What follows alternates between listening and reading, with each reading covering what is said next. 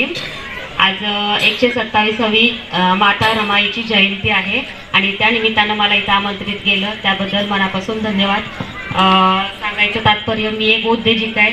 मी काही खूप मोठी उद्योजिका नाही जसं माझं वर्णन केलंय, पण आहे मी उद्योजिका। मी माझी ओळख करून देते ना, मी एक उद्योजिका म्हणून करून देते। 1996 पासून मी व्यवसायामध्ये आहे आणि सरांनी वेळ दिल्यामुळे मी थोडक्यात सांगणार आहे।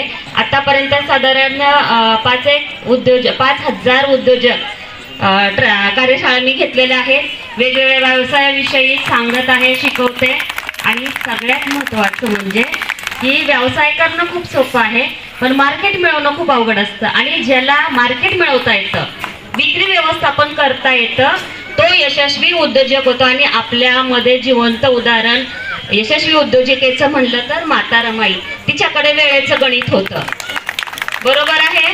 माता रमाई काय करत होती? पहाटे लवकर उठत होती, स्वयंपाक करत होती आणि दिवस उजडायच्या अगोदर गौऱ्या थापून रिटर्न येत होत्या। का बरं येत होत्या?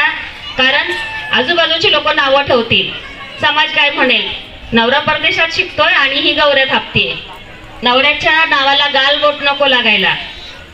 4 लोकांमध्ये किंवा आपल्या समाजामधली पण काही नावं ठेवतील, याच्यासाठी अर्ध्या रात्री सूर्योदय व्हायच्या अगोदर रमाई जायची आणि तिचं काम उरकून यायची, म्हणजे उद्योजिका होती।